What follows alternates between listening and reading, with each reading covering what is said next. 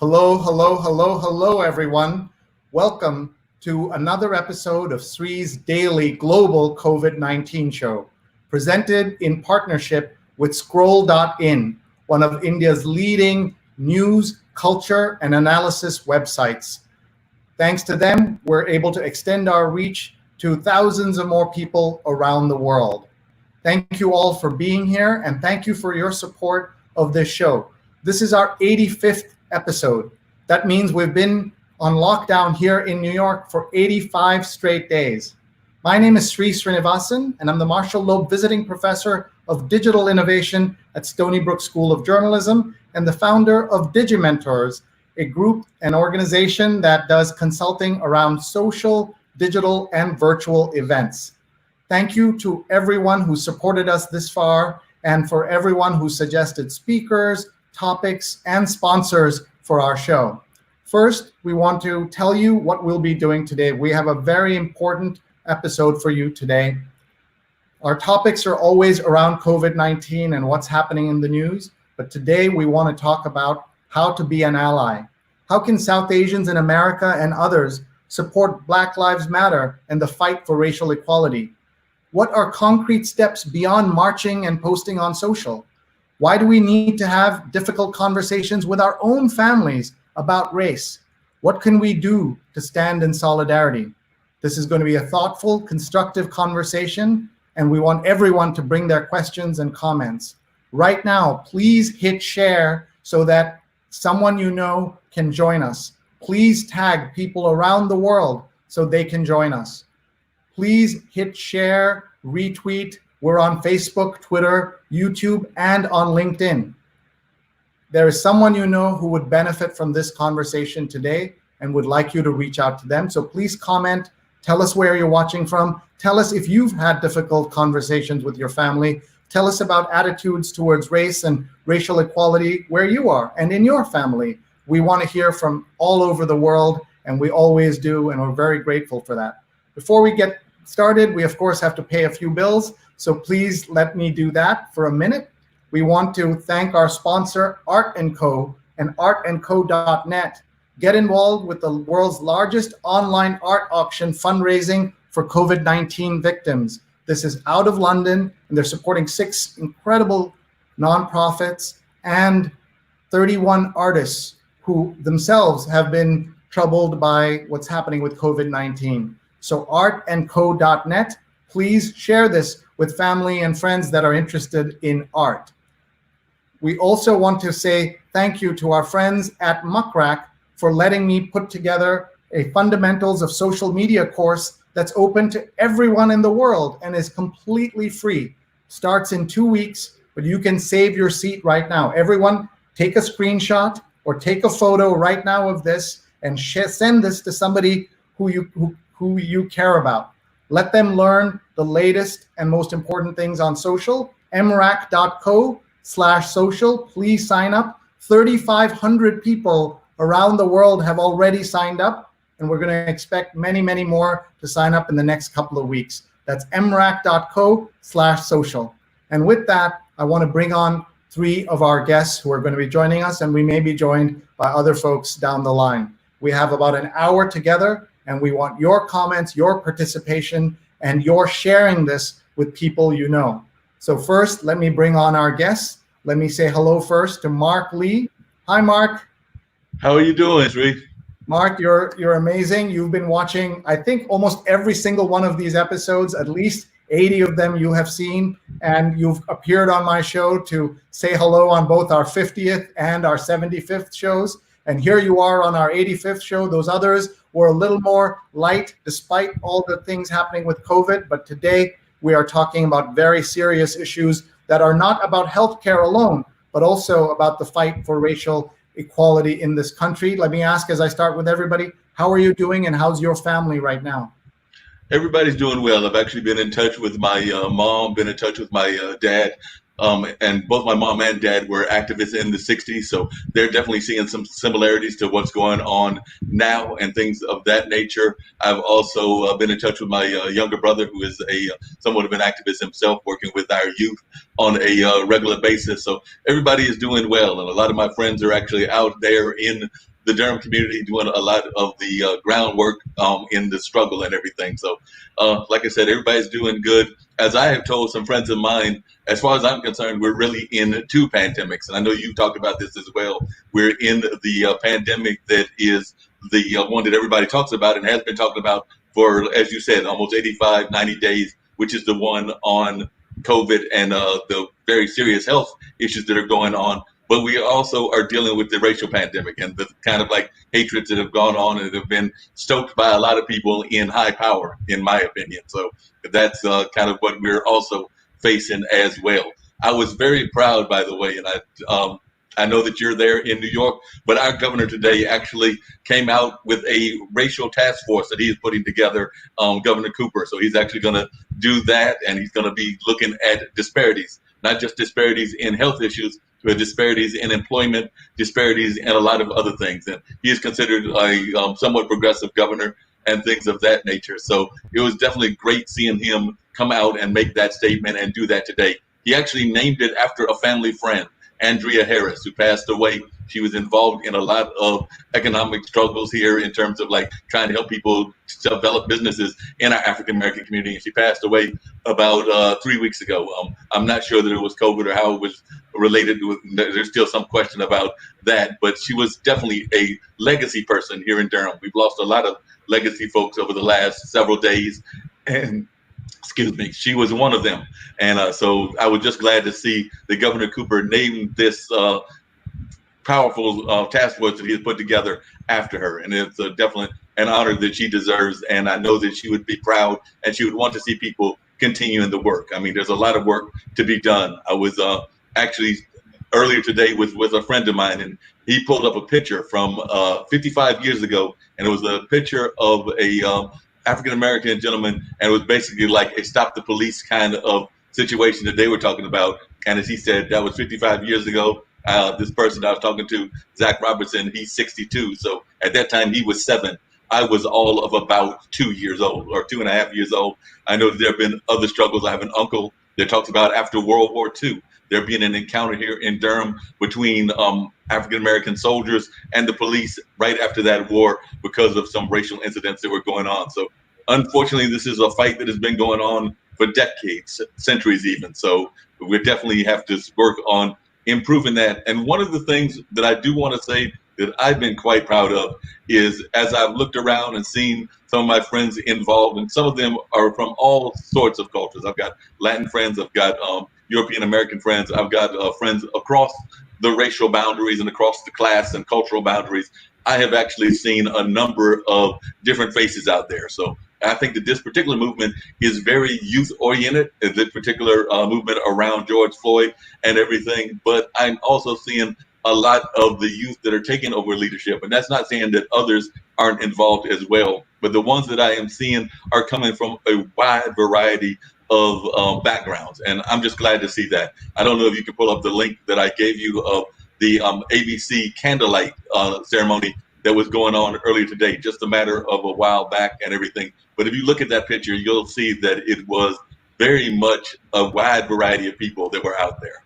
And we will come to that video. We have lots of photos and videos to show people. So thank you very much, Marc. Thank you for being here. Thank you for being such a great supporter of what we do. You've always come on our New York Times read along, where we talk, where we read the New York Times out loud every single Sunday, 8:30 to 10:30 a.m. This past Sunday, as you know, we had our friend Stony Slaughter, a business leader, and we had Joe Stiglitz, the Nobel laureate, on our show. And he said that he was on a successor commission looking at the Kerner Commission from 50 years earlier, and nothing basically had changed. And so that's what you're sharing with us today, and that's doubly tragic considering what is happening now. Let's bring on some of our other guests. Folks, you're listening to a very important conversation. Please tag your friends right now. There are people who need to hear this. Please share with them on Facebook, on Twitter, on YouTube, and on LinkedIn. My next guest I'm going to pull up here is Kausar Mohammed. She's coming up here. Hi, Kausar. How are you? Hi, Sree. So good to be on today. Thank you. Thank you for being here. Tell us about the work that you do. But first, how are you and how's your family? Me and my family, I'm doing well. Today's a good day, mentally, physically, emotionally. Of course, heart's been heavy, as it has been, but really been looking forward. I think, if anything, been finding moments of happiness in seeing the South Asian community come together, and just being able to talk about allyship and what's been going on. And family is good. I have family in the Bay Area. They might be listening right now. If they are, I love you very much. And they're happy and healthy. So thank you. Thank you. And looking forward to hearing your thoughts and getting people to see your work and the kind of very important stuff that you're doing. We really appreciate it. Let's bring on Rahul Dube. Hi, Rahul. Sree, hello. Thank you for having me, everyone. Rahul is joining us from Washington, D.C. Where exactly are you, Rahul? I'm in my house in Swan Street. That was the epicenter of terror and just horror that I've never witnessed in my entire life. And so I'm in Washington, D.C. Northwest, and Monday, right outside my door, is where there's peaceful protests, and then this excessive use of force instigated by authorities, equivalent to physical genocide, and a human tsunami arrived on my doorstep on Monday. So I'm a little raw. I helped about 100 people were in my house at one time. We were locked in. The police were beating up and pepper spraying and clubbing innocent protesters peacefully. I saw the whole thing. I don't know if anyone's been following some of the stuff that was here that took place on Swan Street, but it's an atrocity. It was planned, premeditated, and I won't get those images out of my head for a period of time. But there was a lot of beauty that came out of this. 70 plus new family members renewed my faith in humanity, and really, really, excuse my language, pissed me off. But there's going to be a lot of good that comes from this. I'm just how we got to this. I don't know how we got here, and I'm very, very upset about that, and I'm very upset at all of you about that too. Well, thank you for sharing that, and let me just take this banner off the screen so we can see you. We're looking at an article in Scroll, actually. In Washington, Indian American Rahul Dube gets high praise for sheltering protesters from police. I hope my 13-year-old son grows up to be just as amazing as they are. These are not words you often hear from my community. I just want to say a big thank you to the folks who are here, but I want to address for just 1 minute my own Indian American community, South Asian community here. We are people, mostly like I am, of privilege, especially the overeducated ones like me. We have benefited from the struggles of Black, brown, and East Asian Americans who came before us, and we don't teach enough of this to our families, to our children. And we also, those of us who come as immigrants to this country, are not taught this in India or Pakistan or anywhere else. We arrive here and we go get our advanced degrees, where that's not where this stuff is taught. It's taught in high school and maybe undergrad if you seek it out. And so we have to work that much harder. Not all of us are privileged. There's high rates of poverty among South Asians in New York. There's high rates of poverty across America among South Asians. Muslim Americans are targeted and attacked, including South Asian Muslims. So we have to acknowledge that. But to the rest of us who are privileged and overeducated, we have to pay down our privilege. And that's part of what we're doing here tonight. And it's only the smallest thing that we can do, and we're going to do that. So I want to go round to our group of speakers here. But before I do that, we do something called a global tour, where we get greetings from people around the world so that you can see that you have allies around the world. So folks, if you're watching, type in, tell us where you're watching from, and ask questions for what is going to be a very thoughtful and thought-provoking conversation tonight. Let's see who's here. Anand Babu is here, watching from India. Let's discuss to decide, not to divide. Jonathan Borstein is watching from Union Square, right here in New York City, where there's been protests every night. Paula Kiger, who's on our fantastic New York Times read-along team, she says, hello from Tallahassee. Thank you for a show on this topic. Ashok Sharma is watching from Kerala in India. And Kanika Monga, former guest on the show, a medical doctor who has helped us understand the COVID-19 crisis, is here as well. And that's something else that we need to talk about. as we heard from Marc, there are multiple pandemics going on. There is the health pandemic, there is the financial pandemic, and there's the racial divide pandemic. And we need to talk about all of them. But Kanika, thank you for being here. My amazing cousin is here, who is really puts a lot of energy into social justice issues. Prarthana, thank you for being here from LA. She's also made an incredible movie called The Miseducation of Bindu. It's about a high school girl of Indian origin in Indiana. And it stars David Arquette and all kinds of great people, Lilette Dubey, another Dubey. I'm not, Dubey is a common name in India, so I'm not going to presume Rahul is related. But people like that are in this movie, and Prarthana has done an amazing job. And she, as a lot of creative people, was counting on the film festival circuit this year, and that has been affected by that movie. But she's going to find other great ways. And by the way, that movie was executive produced by the Duplass brothers, who you all know are two of the hottest producers in Hollywood. Kishan is here. Joe Appio is here. Joe is watching from Cummings, Georgia, outside Atlanta. We remember through all of this what happened in Atlanta. Sonali Chitre is watching from Maryland. Thank you for being here.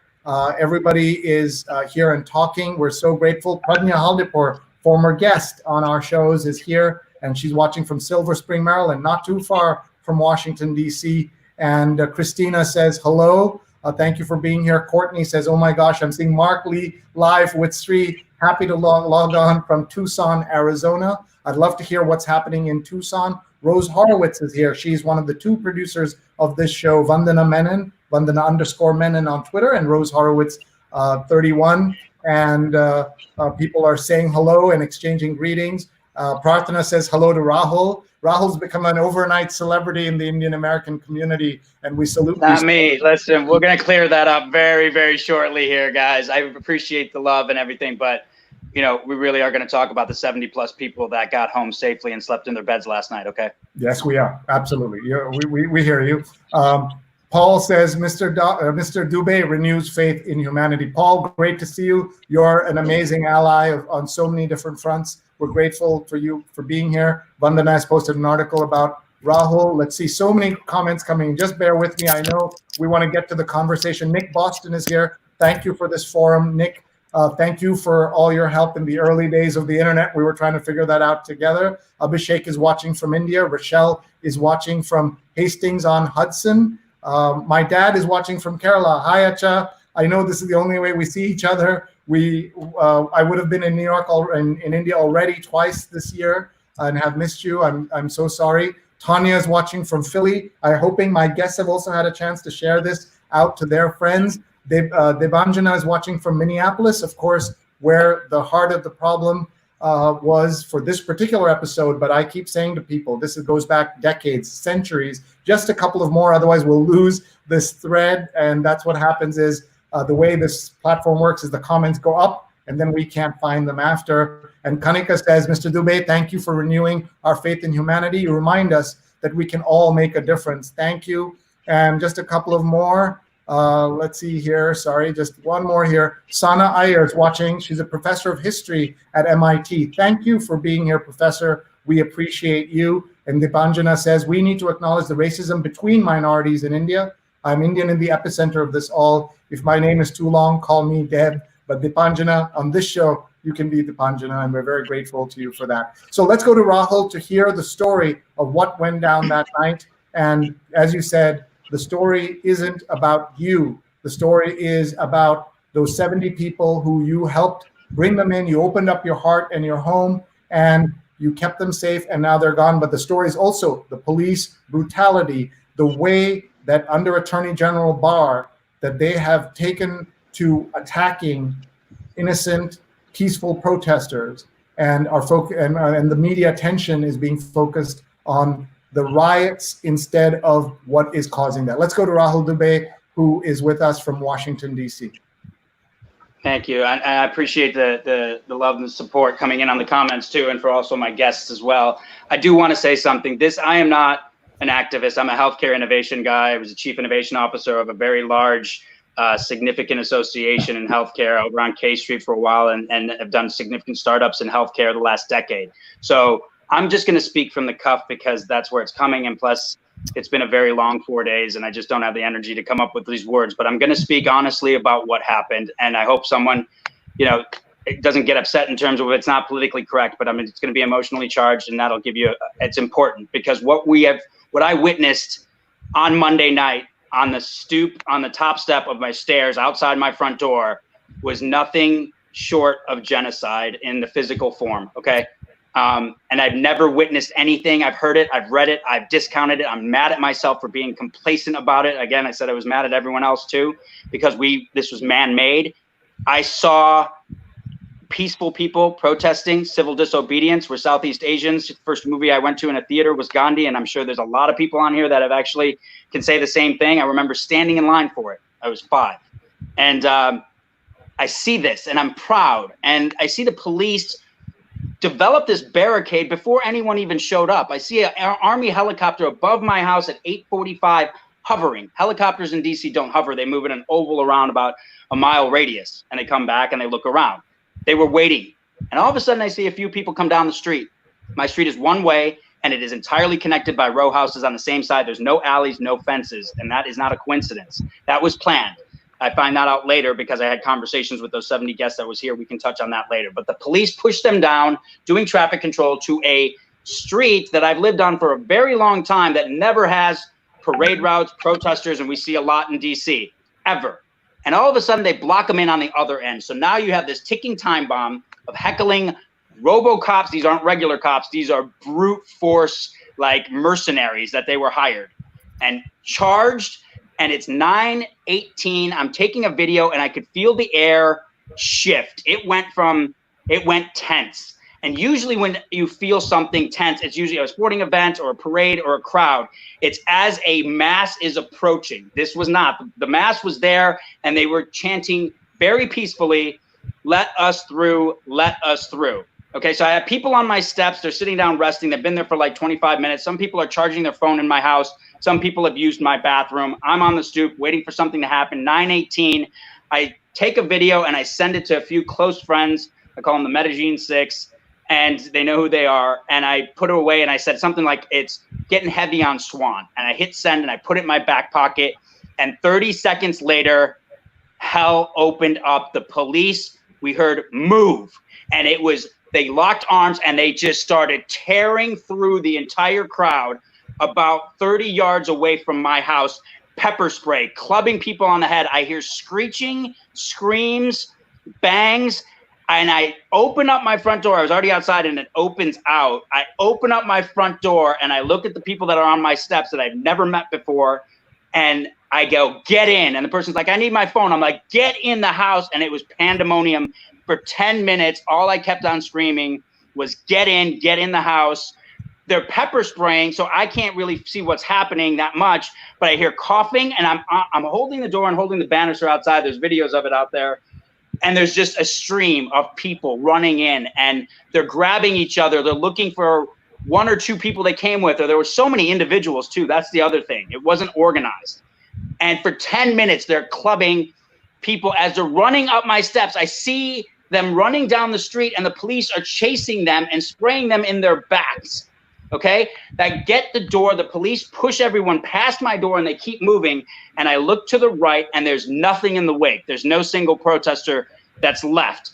So I close the door, I lock it, and I go in my house. And the next hour and a half was something I'm still processing. It was screaming, tear gas burning our eyes, and then they sprayed into our window. I have a big giant bay window in the front.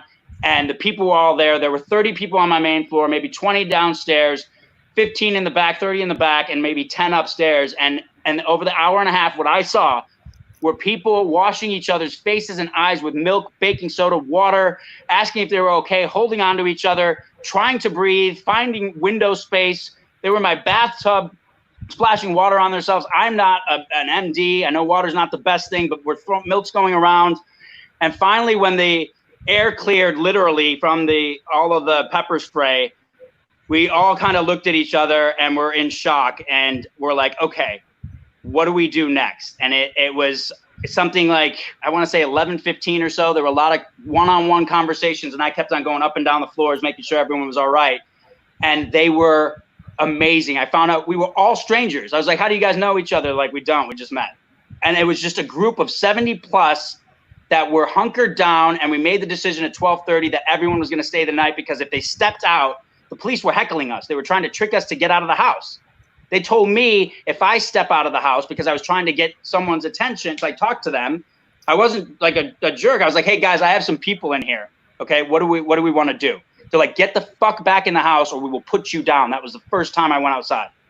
Second time, they said, get back in the house or we'll arrest you right now. So I said to them, jokingly, because I'm a little bit of a smartass, I said to them, what do you want me to do? No one's talking to me. Should I call 911? And they looked at me deadpan and said, yes. Okay, so we hunker down. We need to arrange what's going on. There's a lot of stories in between there. I don't want to get into it. But here's the beautiful part. That 10 minutes of streaming, and it was terror. Then there was an hour and a half of pandemonium with the doors locked and 70 plus people in here. But then there was 8.5 hours of what it is to be human. And that is what I want to focus on, is those 70 people coming together, different races, Black, white, Latino, Indian, Southeast Asian, gay, straight, bi, queer, it doesn't matter. We're all together. And I will tell you a beautiful thing, and we can get onto this because the police said they were rioters and looters. There wasn't a single voice raised. There wasn't a single fight and a single argument at all in 8.5 hours. I've never seen anything like that before. I'm getting goosebumps just hearing this. I had heard bits and pieces of this, but really amazing. How did you have the strength to say, I'm going to let all these strangers in? Not all of us would have that courage. I'm smirking because I've had a couple. It's always right around the first questions, and I'm just always shocked by that, Sree, and I appreciate that very much. Right? It wasn't a matter of courage. I swear it's a matter of being human, and I will go to my grave knowing that if anyone saw what I saw, the atrocity, the brutality, they were hunting. I saw the eyes of these officers. They were gnarling their teeth. I won't forget it. One reached out. He was literally 6 feet from me, his arm, as a guy was crawling up my steps, and he kept spraying him. Okay, so what are you going to do? That's my question that I want to throw back to, I think is very important to panelists and guests, right? Do the same thing?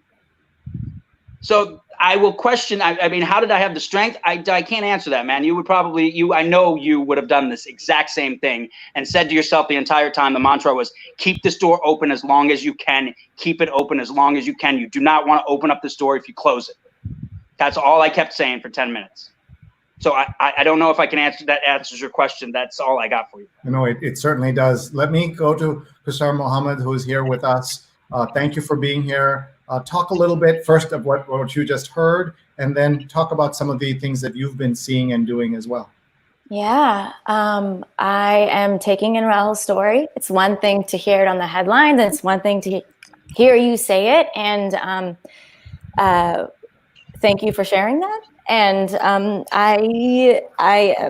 taking it in. I'm taking it in. It's also one thing to hear a story like that. Hear a story like that and put an actual experience to it. And I feel like that's what a lot of it's going on right now. For me, I am a co-founder of a racial justice and gender justice consulting firm run by 3 women of color. So what we did even before this time was trainings for organizations on systemic oppression and racism. And now more than ever, just seeing these conversations come to life in a more urgent way than ever before, and also feeling the urgency more than ever before, and also feeling some anger of the fact, and this I think is also reflected by other people in the spaces, particularly Black voices who have been saying, we've been saying this, but no one's been listening. And unfortunately, it takes moments like this. It takes moments of the media catching moments like this. It takes the social media where a moment like this went viral for folks to actually know what is going on a larger scale. So what the work we're doing now is talking to folks. For me particularly, I really want my non-Black POC people, white folks, but particularly my non-Black POCs, people of color, to recognize the importance they play in this. It's not a battle of white versus black. We're right in the middle. And we've often, if anything, been used as wedges throughout time. And so my MO right now is just making sure that our communities know their power. And I'd love to talk more about that as we go on with the show. Thank you. I want to turn to Marc here. Marc, you have friends in all communities. You yourself, you're African American. What have you observed about the last few days that you would like to share with us? A couple of things. One, it's a very hard time for anybody that is African American. I can tell you that I serve on boards like of the Carolina Theater and of a number of other arts organizations.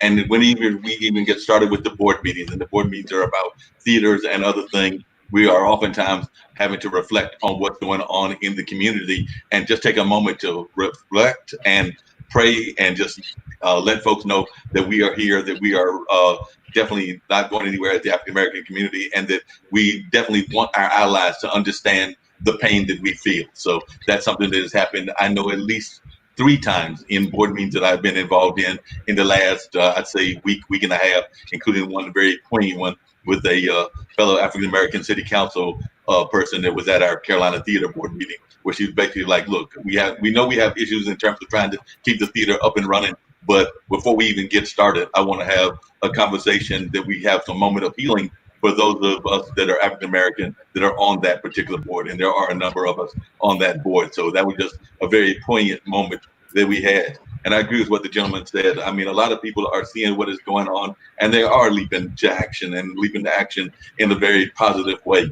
I know my friend Zach, he went down to the protest, African American gentleman of 62, and he actually stayed down there. He had no intentions of going down there, but he just was really not enjoying, but feeling that kind of unity that was going on. That's one of the things that I am seeing more this time, is that there is a unity among the people of color. And that is something that we have not always had. There's been a lot of division within the people of color community. And a lot of it is, in my mind, is stuff that has been ingrained in the way that we are taught and things of that nature. I know, Sree, earlier you said about how the other countries that are coming here as immigrants are not taught as much about their history and things of that nature. I would actually argue that that's even in our own school system. I know that there are a number of people in our own school systems that once you get past the glamour stars, for lack of a better term, and by that I mean the Martin, the Roses, the Malcolm X's, the people of that nature, and you really want to get into the heart of who some of the people were that were struggling even back in, I would argue, the 50s, the 60s, and the 70s. There are a lot of names that even our own folks don't know. So that's something that even in our own community, we're trying to educate our folks so that we know the rich history of the struggle. And this is a struggle that has been going on for a number of years. But I am glad to see allies participating. I don't know if you know this, Sree, and I am probably, and I'm just going to have a lighter moment right now, I am probably one of the worst dancers you ever want to see. But there is a group of the Daybreakers, and it's a group of people that do dancing around the country, a global group. They are actually doing they've been doing these dance parties on Saturday. They took a break, but they come from a different ethnicities and things of that nature. They are actually having a discussion, books. They'll read a book, and it's a book by I kind of remember the gentleman's name. It's not coming to me right now, but it's a book about racial tolerance. They're going to read that book and do like a study guide, kind of guided discussion, and that's actually going to start this weekend. So I'm just seeing groups like that. I mean, this is a group of folks from around the world that are gathered usually to dance, but they have seen what is going on in the world and realize how important it is. So they're going to have a intentional discussion about race and ethnicity and relationships. And when I saw that, I was just amazed. I got an email earlier today from a friend of mine who is a Muslim American, African American, Muslim American, and she was telling me, a lot of folks don't forget that June was also the month of Juneteenth, which was a celebration of slavery and things of that nature, of the freedom from slavery, I should say.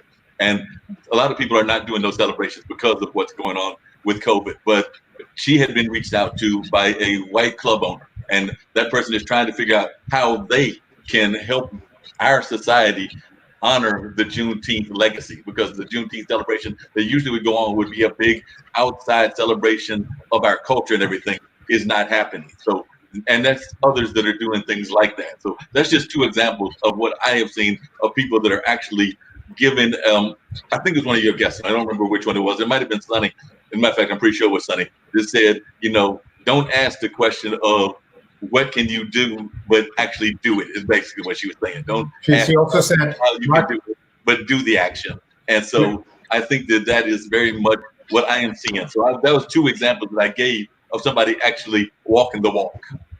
And she did say that. She also said, instead of asking your Black friends, what can I do? Ask yourselves, what have you been doing so far? I wrote in my newsletter this week, I wrote, my beloved America is on fire. And she said, yes, but we Black people have been on fire for centuries.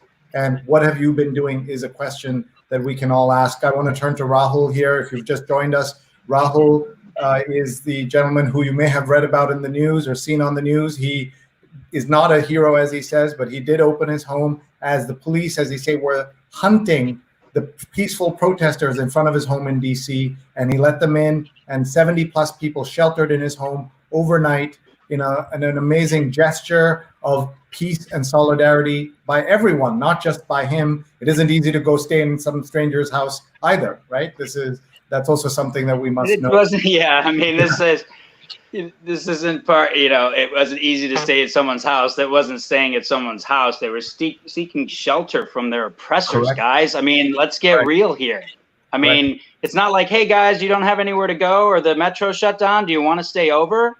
I mean, let's get real. What happened here? This is, if it's not a tipping point, you mentioned 2 things, Mark, very intelligently, very articulately. You had this thing, COVID, and I've been working with, telemedicine and telemetry in New York and with Sinai and behavioral health. And, all of that seems insignificant now because we've added 2 other things to that. We have a global economic recession on the cusp. The worst is coming. Okay. And then it's not like all of a sudden systemic racism showed up.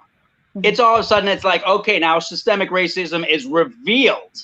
So you have a global pandemic, a global economic meltdown, and systemic war of, divisional war between institution racism, okay, and the general public that wants to gather peacefully. So I can sit here and point my finger of what's happening and what those people did, but and people have been coming up saying, aren't you upset about this and that? It's, what I saw? I saw Mecca, I saw Allison, I saw Henry, I saw Jacques, I saw people from 50 to 20. I saw 80% of them were African American. I can tell you what I felt, and this has absolutely nothing to do with me. And if no one ever invites me on an interview again, I'll be happy. I'll start going back to healthcare because this is what I'm saying to you, and if I'm getting a little heated. But when they were on the steps and the police were beating down on those people, I did not see color, and I see color, man. I will be transparent with you. I walk down Northwest DC, and I see a person, they're Black. I see it. Okay. And I hate myself for it. I hated it 5 years ago when I saw it. It's ingrained in me. Why? Because when I'd be playing basketball at my house in the front lawn, and I'd invite the Black kids over, my Indian friends were like, why'd you do that? Or my uncles and aunties and my parents, maybe you shouldn't play with Black kids. Why? I don't know that. They're kind of like me, So all of a sudden, when I'm standing there, you ask the question, and what have you been doing? I've been doing some introspection too. And I can tell you, I didn't see any color. That makes me happy, but it makes me so damn sad, man. Yeah, I agree with you. Because when people ask me, why did you open the door? Because I saw people.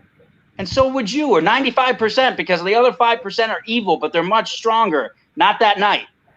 70 plus in this house, every single one of them got home the next day. Not just from me. My neighbors brought pizza. People came in from Virginia to pick them up. They, I had this amazing Indian brother. I'm going to give him shouts out. Kishan Putta, who ran for Ward 2 city councilman in Washington, D.C. Brother found out what was happening. Send me a message. And I was like, man, they hijacked my pizza. He's like, where can I get some? I'm like, Dushini's. He's like, I'll be there in a bit. Brings him to the back alley because he knows the neighborhood. He had an election the next day. He didn't come in through the front where the press was. He came in and then he's like, do you want me to talk to him? I'm like, well, he came into my house, talked to these people, fired him up. I had a councilman. He was running for councilman. I've been too busy. I don't know if he won or not. But what I'm saying is that's the beauty we have to look at, right? And then we have to not talk about it because education takes a long time. And discussions really go nowhere. Trust me, I'm in healthcare innovation. You guys got to understand, I used to work at an association called AHIP. All right. We had a lot of meetings. I spun off 2 years ago and did my own stuff. And I appreciate what you guys are doing. But I am telling you, I saw firsthand what is happening. Okay. And it is nothing close to genocide. I mean, it's nothing like it is absolutely like, I didn't see murder because no one was killed, but I don't know what happens to those 70 that are more on the street. Are they clubbed down?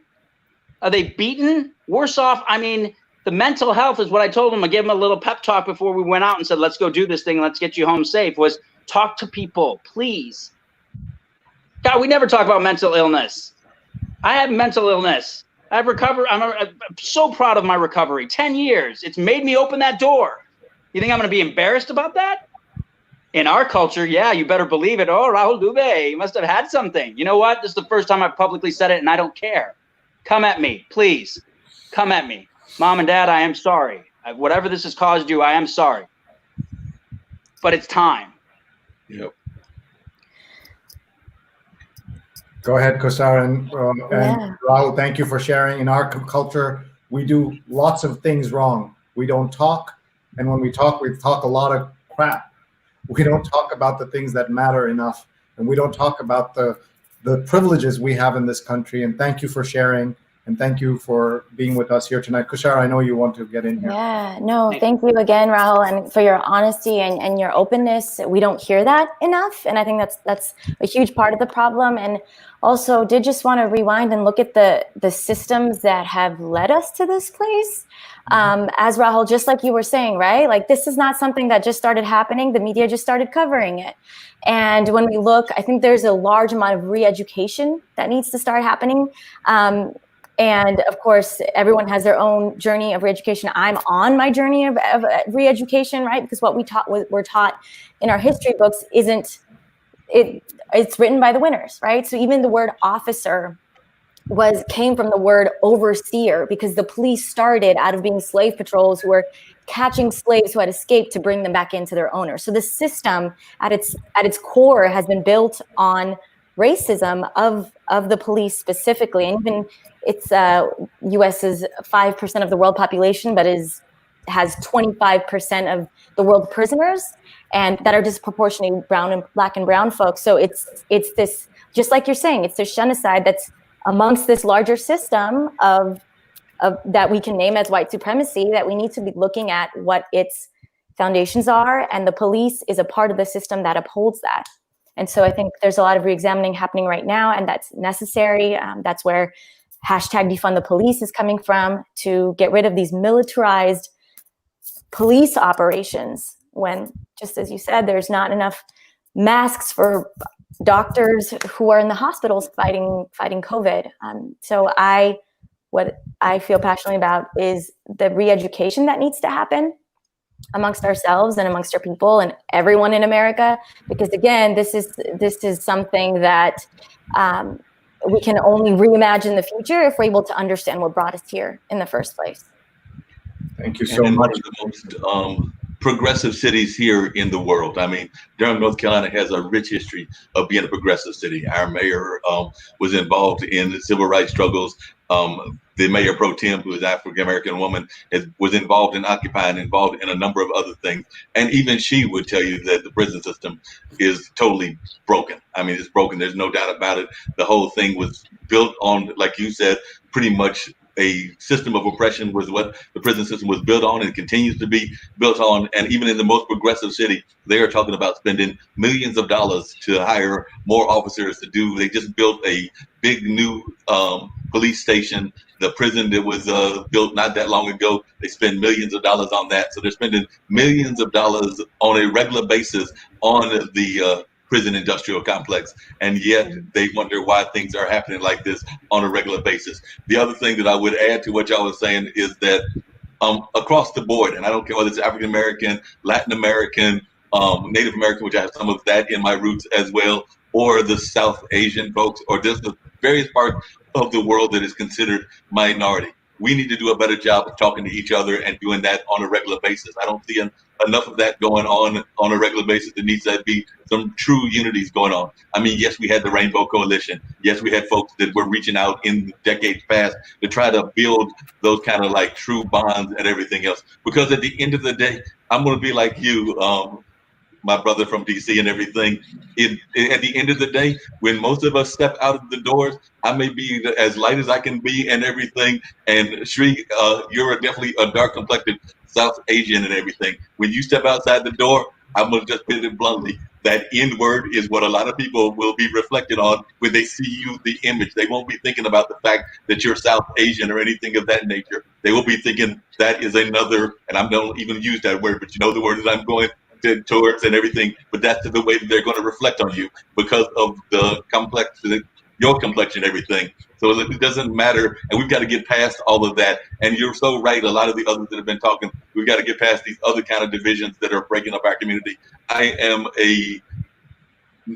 consider myself more of a spiritual person than a religious person, and that's because in my mind, that's one other thing that breaks us up and divides us a lot is our spirituality and the way that we practice it. I mean, it's one thing. I know that I have friends that are Muslims, I have friends that are Buddhists, I have friends that are Christians, I have friends that are Yoruba priestesses, I have friends that cross all those spectrums, and I respect all of them because last time I checked, the universal message that is supposed to be going out in all the religions is about love. But I don't think that enough of our religious institutions practice that on a regular basis. So I think that that's another institution that needs some serious reform in our country. And like I said before, the education system is broken. We have so many systems that are broken here in the United States. And don't get me wrong, like you, Sree, I am a great admirer of the United States, a great admirer of America, but I'm also a realist. I know that there are a lot of broken things that are going on in the world, and we need to work on fixing those. I mean, will turn 58 a month from now, July 1st, and I don't know that in my lifetime, I jokingly say I'm going for 200, and a lot of folks say that's impossible, but that's what I'm going for. But I jokingly say that. So whether I make it to 200 or I only make it to next year, I don't know that that will happen in my lifetime, but I hope that it does. And I know that what we can do is the four of us and people that get together like us of like minds can work on changing this system on a regular basis. I just want to share one other quick story with you, Sree. I just so you know that it's not just here and it's not just these kind of things that are happening on a regular basis. I had a friend of mine who was on my show, and he's a new friend. I mean, a brand new friend. He is a filmmaker out of LA, and he was on one of my podcasts. I'm doing 2 podcasts now, but he was on one of the podcasts, and he was talking about the fact that he is a filmmaker. He's also a bicyclist, like me. He gets around a lot on mass transit and bikes, and not necessarily cars. One of the things he said was that in LA, when he saw what was going on in LA, he saw a police car set on fire. But he is of the opinion, and based on what he told me, to have every belief that he is probably right, that was not set by looters or set by people within the protest movement. It might have even been set by law enforcement itself. His exact words, and this is Damian Smith that he told me and everything, was, I went up and down that protest on a bicycle. I didn't see anybody get into that police car and do any kind of damage there, which gave him the impression that that was probably done within our law enforcement system in order to incite riot. Because let's not get it confused. There are people on the right as well as some people on the left as well. If that is their agenda, they are trying to disrupt for whatever reason and are trying to create these kind of illusions of some of the things that are going on and everything. So yes, there are some people that are doing the looting and some of the other things that we are hearing about. I'm not saying that that doesn't happen. That just happened even as far as we go back to the Watts riots. I would even argue the riots in Wilmington that happened back in the late 1800s. Yes, there's some of that element that happens in protest. That's just human nature. Mm-hmm. But I would also argue that there are some of these things that have been planted.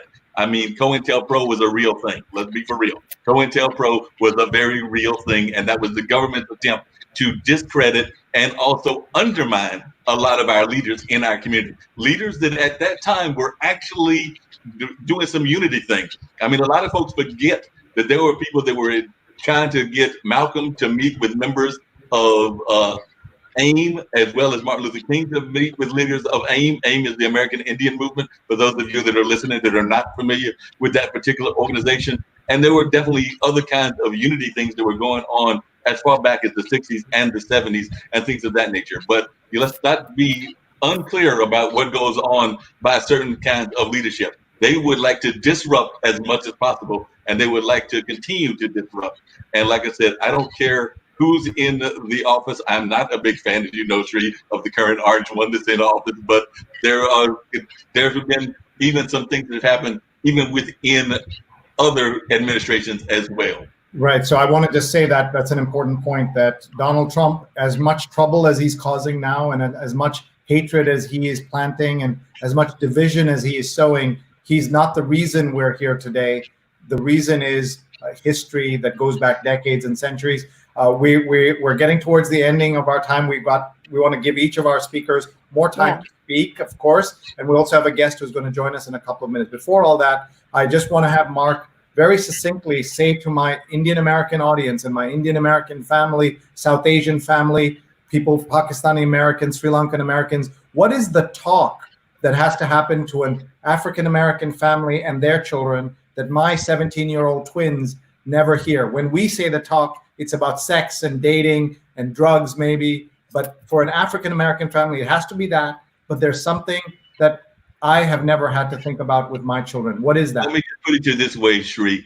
I have two nephews. I have no kids of my own, but I have two nephews, and I know for a fact that my younger brother, as well as my dad, their granddad, has to have a conversation with them all the time about how to approach a police officer if you see a police officer out and about, and also how to react to a police officer if they approach you. There have been way too many deaths of our young African Americans in society. So that is the talk that folks are talking about. You have to have a concrete conversation with them and have a conversation about how to deal with these folks on a regular basis.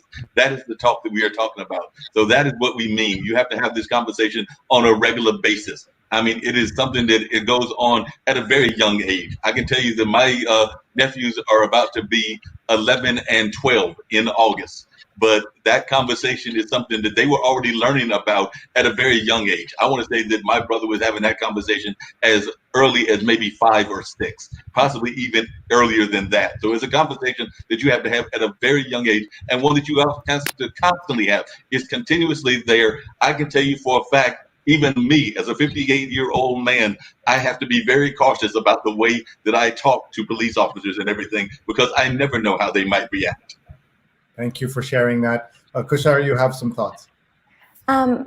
First, Marc, thank you for sharing those thoughts. My mind was actually going off on a couple things.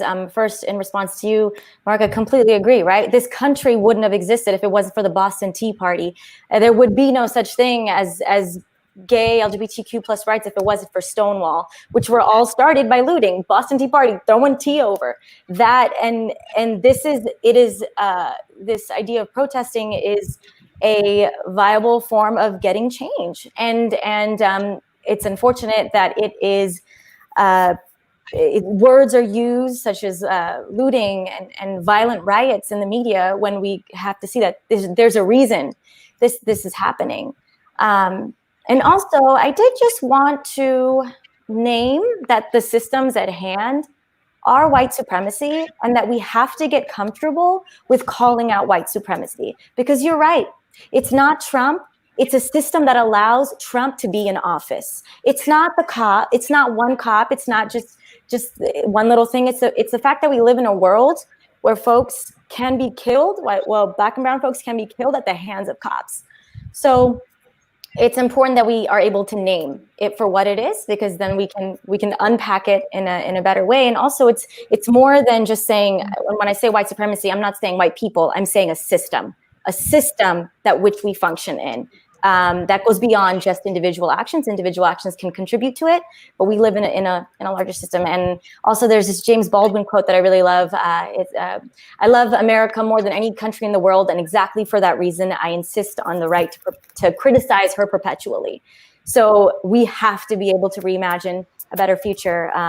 Otherwise, and looting, I want to put that in quotes, right? Because who is doing the looting who is doing the stealing is when it becomes called looting.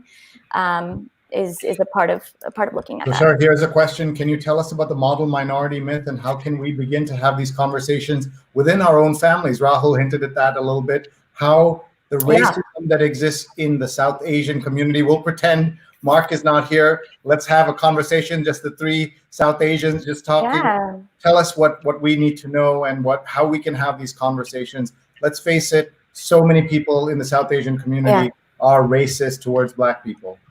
Right. That's what it is. It came out of also general colorism across the world and racism across the world, and other trauma that our parents and folks who may have been born in South Asian countries, and it got meshed into what it is here.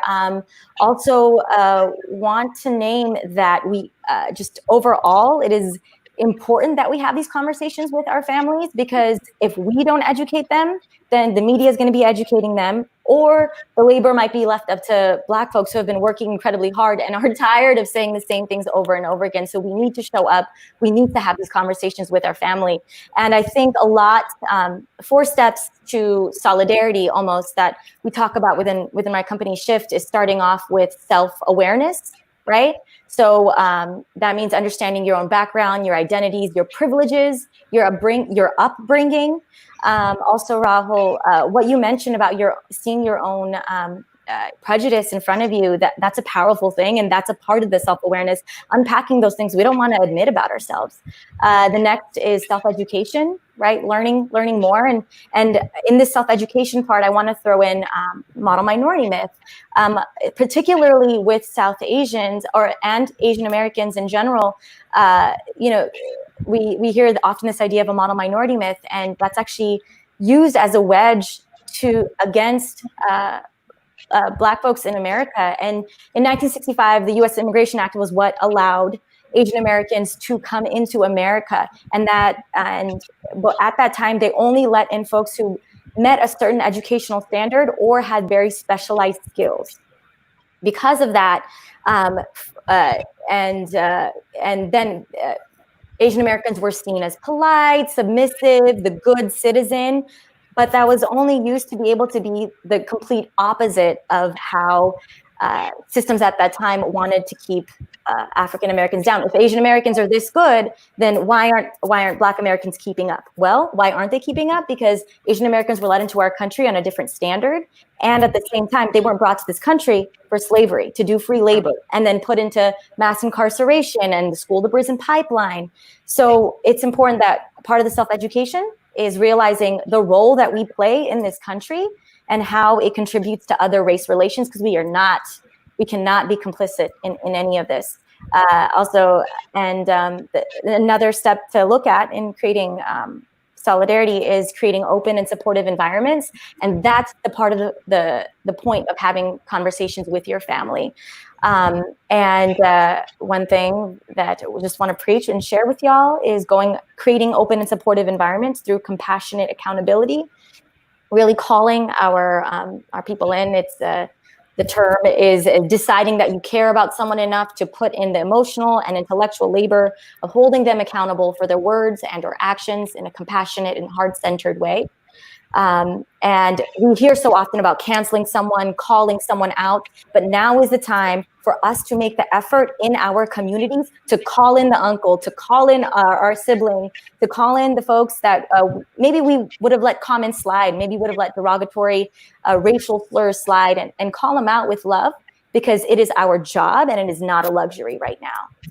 Thank you so much. Can you remind people how they can find you so that they can continue these conversations? You have a consulting company that helps people with these issues too. Yeah, that's at Shifting the Culture. Yeah, at Shifting the Culture. And again, if the 4 steps serve any help, it's self-awareness, self-education, creating supportive environments, and finally taking risks like Rahul did. Anshita is saying yes, yes, yes. I think she needs to put a 4th yes in there to cover all of them. Thank you so much. That was so helpful. I was showing everyone this article that was in an Indian publication, and it says the Indian support for George Floyd, while we remain silent on violence at home, is hypocritical, performative wokeness. And they're talking about anti-caste violence, anti-Islamic violence in India. All of these things exist, and so it's easy to say good things about or to put on a hashtag for George Floyd, but not to do anything about the about the Islamophobia and the lower castes being attacked in India today. And that's really a problem. And Paul Knox says South Asians need to add caste to the talk. Kanika says in India, there are so many Hindi cinema actors who endorse fairness creams. People buy products called fair and lovely. Colonialism hangover. I know Americans are always surprised when they hear that, but even in the African American community, there is colorism, and we've heard those stories as well. Anchita said, we don't need to pretend he's not there. He has to be in the South Asian faces so they can't hide. I fight every day with family and friends or aunties. And Stefan says, we're dealing with two viruses. One is COVID and the other is racism and hate. Anchita says, we have to have the tough talks. So many questions coming in. Shago's asking again, the name of the organization, please. Just what is the URL? They want the URL. Yeah, it's shiftingtheculture.co. Okay. Yeah, www.shiftingtheculture.co. Prarthana says, this is our job. Thank you, Kausar. And Jacqueline. I said it wrong. I said my URL wrong. Okay, here we go. Yeah, shiftingculture.co. Thanks, y'all. Shiftingculture.co. Very good. Jacqueline, so great to see you. Let's catch up. She says it's also about showing up too, being visible and challenging these racist constructs. Jay says, so important to have these conversations in our circles with love. Tanya says, in India and abroad, caste does not go away in the US.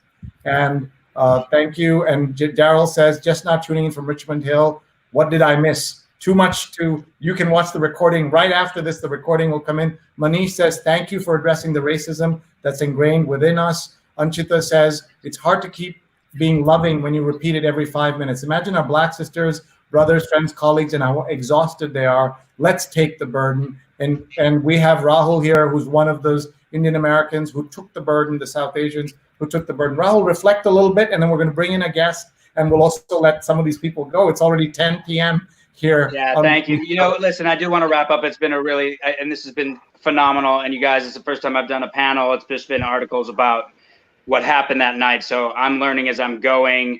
I'm going to say two things and then I'm going to cut it off. Mark, I just finished up with Steve Harvey and it made me realize how much I don't know. I know nothing about Black history because the people who taught it to me knew nothing, and the people who wrote it the way that they wanted to. So I don't know how we can connect. If there's some sort of references, I need education, brother, from firsthand.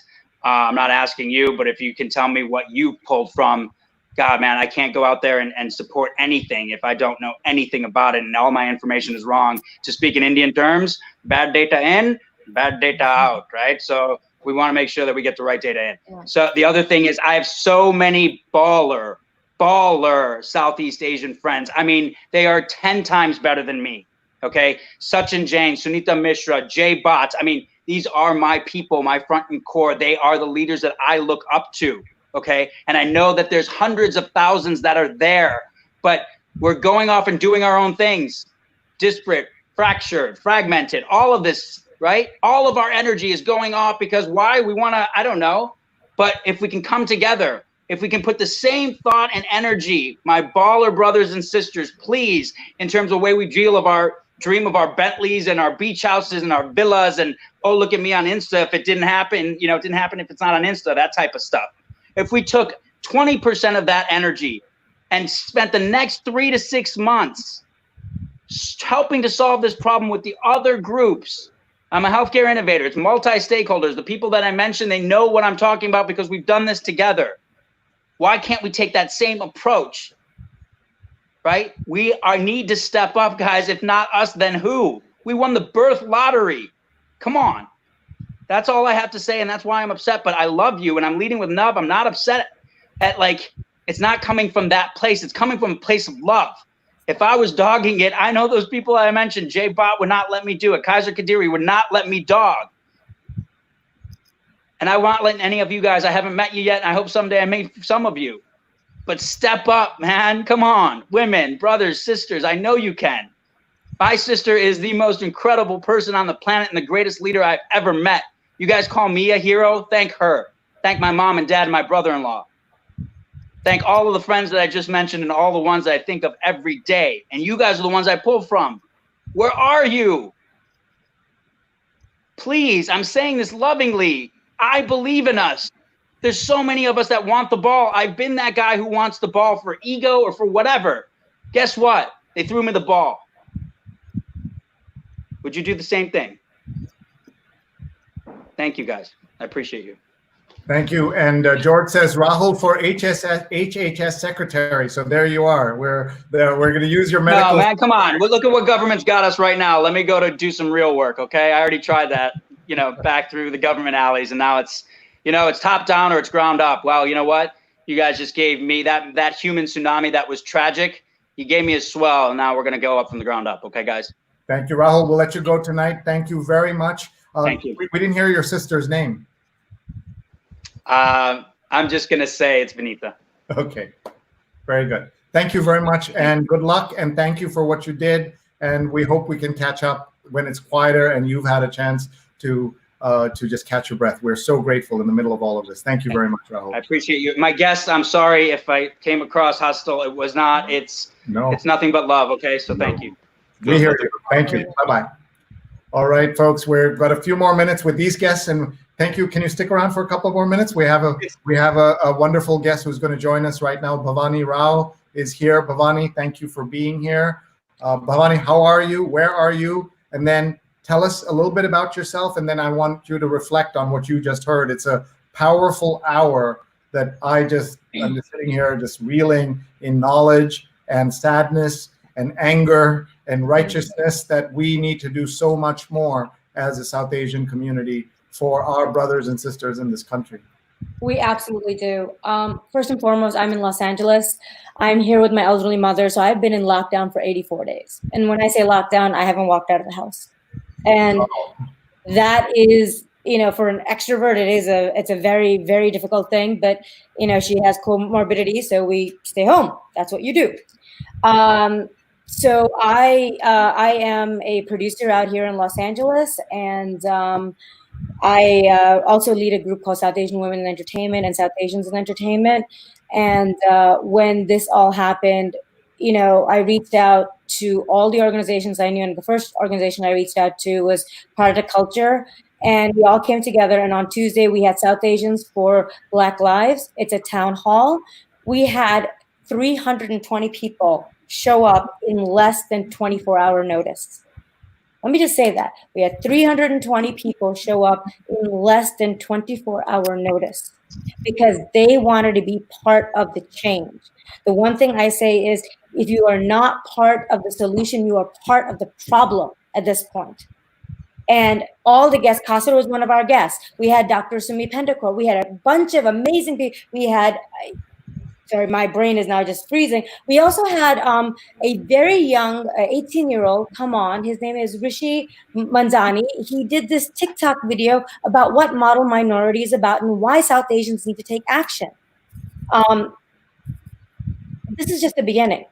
Our job is to 360. And what do I mean by 360? I mean that you need to continually, when we finished our town hall, CORE was doing theirs. We sent everybody to theirs. The next day, we actually had Kalakar doing it. We sent everybody to their podcast about what can we do? What are the actions? What's the digital actions? If you can't go out of the house, guess what? You don't need to protest. You can stay at home and do stuff. And it's not just about reposting. It's so much more. It's so much more. We're having another town hall. Sorry, I went right into the topic, Sree. But it was about microaggressions. We had, the woke Daisy talk to us about microaggressions. We had Kausar talk about how to have these conversations with family. Like she just reiterated, it was a 3-hour thing. It was supposed to be 90 minutes, 320 people, Sree. And can I tell you, even towards the end, we had almost like 120 people still listening to everything, because we are part of the process of change. If we don't make the change now, it will not happen. If we are not part of this change now, we are part of the problem. Thank you. I really appreciate it. Kausar, your thoughts on what she's just described? Yeah, I think it's just complacency and being complicit and quiet is not an option, especially right now. And if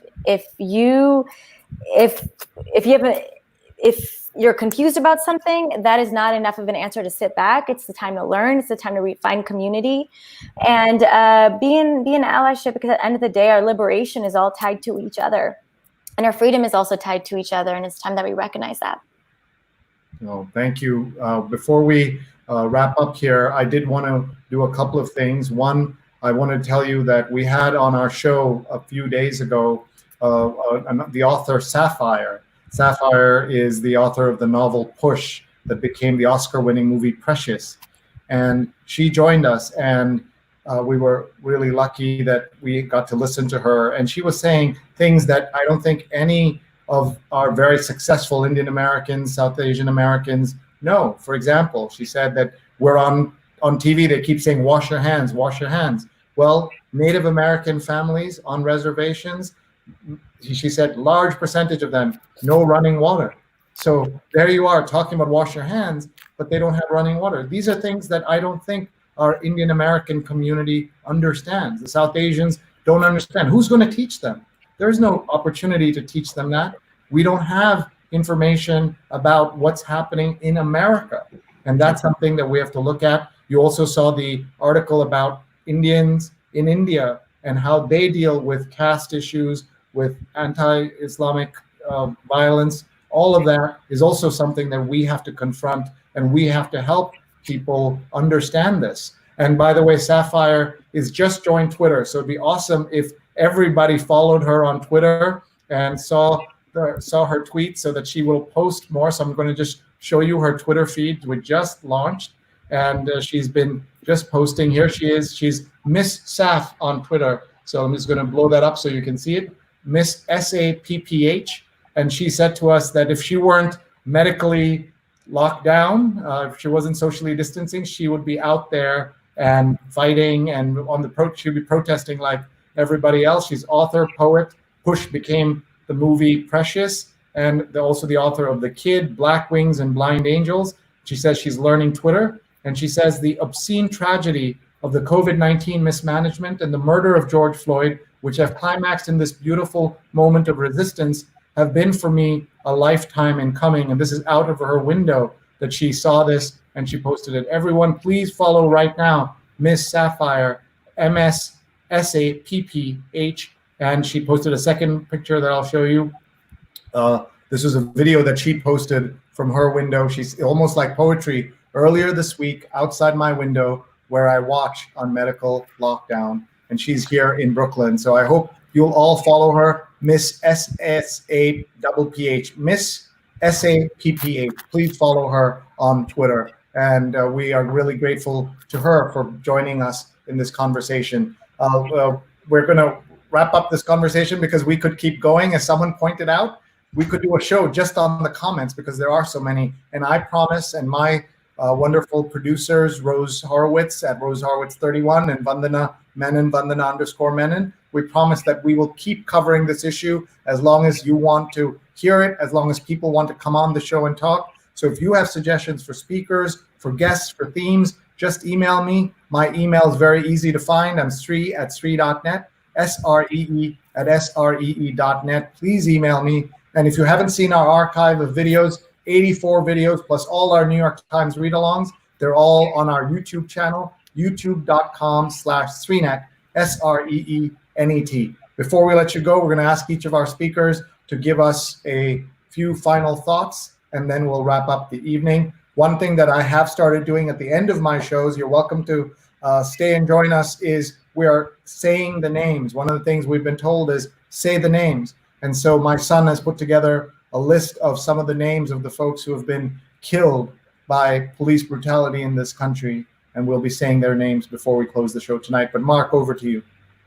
Yeah, just a couple of things that were thoughts that I had in my mind and everything. One of them is, Sree, I appreciate this opportunity to talk to your listeners on this platform and everything. I also just wanted to let folks know that we as African Americans also have to be careful with our allies. And by that, I mean that we can also sometimes get caught up in the stereotype as well of what Asian Americans are and South Asians are, because we can sometimes get caught up in those stereotypes as well and let that division happen on the opposite side as well. I know that oftentimes because of the jobs that you have, you are sometimes seen in some communities as almost having like the overseer role, even though that is not what you're doing, but that's just a stereotype that exists in our community. So we have to watch that, and we have to be very careful about that not falling into that trap as well. So I would definitely say that the relationship that goes on, the communication that goes on, has to be across the board. It has to be with all of our minority communities, talking to each other, addressing the stereotypes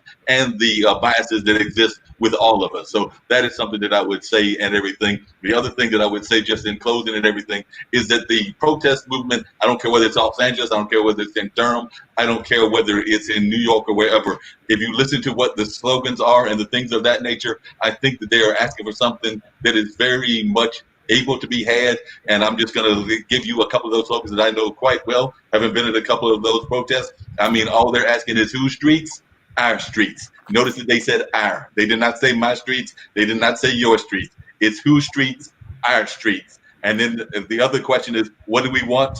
Justice. And then what they ask is justice, justice for all. It's not justice for one. It's not justice for just a few. It is justice for all. So definitely, I think that some people may get caught up and think that those are only tokenisms that they are hearing in those chants, but those chants are actually a very powerful message that is being sent by people of all ages and things of that nature. So that is some of my thoughts and everything. I think Sree's gonna let me get away with a little bit of self-promotion as well. So this conversation can also continue on my podcast as well. And you will hear it often on my podcast, Straight Talk with Dean and Marc. I can put in, if you don't already have it, the website, but I can also tell it to you. It is blogtalkradio.com/squared 807. But that is the primary podcast that we do on a regular basis on Mondays. And we oftentimes have a lot of these kind of conversations on that show. So definitely that's a way that you can find out what's going on, and these conversations will continue.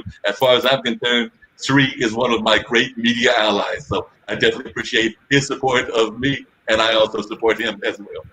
You do, and he's Bluesman62 on Twitter. Please find him. He's also on Instagram. Please find him, and please check out his show. He sends us guests, we send him guests, and we all need to band together. The show is called Straight Talk with Dean and Marc, M-A-R-C for Marc, and you see his name on the screen. Thank you very much, Marc. Let's go to Kausar and hear her thoughts. Yeah, thank you again for making this space for us to discuss this, because it's so urgent. And I think I just want to leave everyone on 3 takeaways in terms of allyship. One, for anyone who is stepping into their journey of allyship for the first time, know that this is a journey. And I said this, I am very much a student in this, learning from the Black activists and so many people before us, and other people of color, and just even white folks who have fought for human rights.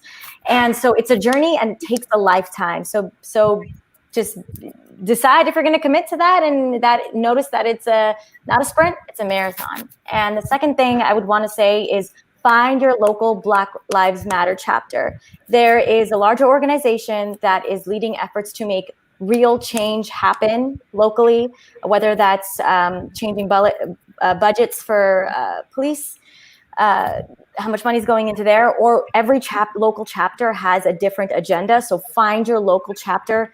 Trust Black leadership. They've been doing this. They know what to do. Center their voices and support them and educate yourself. I also have a bit.ly I want to offer up that leads to a Black Lives Matter allyship thing. So it's just bit.ly and then the / it's 2AARVOH. 2AARVOH. And then finally, have conversations. Don't give up on ourselves and don't give up on our communities. Thank you. Shiftingtheculture.co is the website to find out more about the work that Kausar is doing. We're very grateful to you. Thank you for being here. I just want to read some of the comments that have come through. Fernando says, love the show from LA. You guys are in LA. Ritesh says, hello to Bhavani. Jacqueline says to Rahul, you were brilliant. No apologies. You spoke with passion. And Pratana says, it was a wonderful town hall. Thank you to Bhavani. So many comments coming in. Yes, Bhavani. There you go. Anupama says, hi. Fernando says, Marc Lee, you are the change and light we're looking for. Look at this. Carapel is watching from Bahrain. Thank you for the show. That's amazing. Anand's watching from India. Thank you very much for this wonderful show. Folks, we're here every day. We do the show different times, mostly 9 p.m. Eastern, but we do different times as well. And so many great comments coming here. It is also about the helplessness and the hopelessness. Fernando says, you're a huge lead in the community. Thank you so much. And MD So a doctor is saying true lines, no water, but keep washing hands. And Rose is talking about Sapphire. Everybody follow Miss Sapphire. You'll be so impressed and you will love what she has to say. My cousin says thank you. And so many other comments. You have to do another, she says. We'll do one tomorrow, 9 p.m. Eastern. We'll be right here. And we hope you'll each of our guests will suggest another guest to come on the show. African-American, whatever color, we want voices here. We want to show that we can all work together. Pratana says, please do some more on the topic. M.A. Ravi says, thank you. So many voices. I want to give a shout out to Roberta Oster, who's here at the Virginia Interfaith Center for Politics. And that's something that we all need to get involved in. Vote. You remember when everybody's complaining? Voting matters, and everybody needs to go. Jay says it's the journey of a lifetime. And Amelia has put in the link that you gave. Jonathan says an important topic and program. Jonathan's watched 85 straight episodes, 85 days. He's always the first here. Anupama is watching. Raj, a great leader in our South Asian community in New York, and now he's in India doing great work. Good evening, he says, from Pune. Dipanjana says, thank you, and don't forget about COVID. Stay safe. Absolutely. And we need to have more discussion. So with that, I'm going to have Bhavani speak, and then I'm going to read the names. And this time, instead of reading the list my son made, we're going to read the list off the cover of the new issue of Time magazine, where they printed the names on the border. So you're about to see that in just a minute. Go ahead, Bhavani. I'm going to say three quick things. I have to give a big shout out to Sree, because actually I've known him from once I got out of college, and he is actually the inspiration to any of the leadership that I do. He started Saja, and it taught me that it was very important for us to have a voice and to work as one. Rahul said it, Kausar said it, Marc said it, you said it. Working as one is such a big thing that we do not do. Our town hall was very blessed to have so many other organizations. The organization I lead is South Asian Women in Entertainment. Why it was so important for me to begin this is because we need to support each other. We've had such a culture, and this is the truth, whether we accept it or not. We have, between South Asians and between women, we've had a culture of not helping each other out. I'm tired of that. That's over. It's done. We have to now continue to help each other and help each other grow as a community and help each other grow as people. The other organization that I run is South Asians in Entertainment. Both of them can be found on Facebook. We will be having other town halls. They are being planned. We will tell you about them. It is about education, support, and dealing with microaggressions within our own community. We have to address this. The third point I want to make, absolutely, is look, as content creators, if you're on here, create the content you want to change the world. Create this content that you want to change the mindset of the world. Create the content because you can. So please, please, please, if you have questions, if you need producers, directors, writers, whatever you need, we are here as a community. Please come find us. We're on Facebook. We're on Insta. We have a bigger presence on Facebook.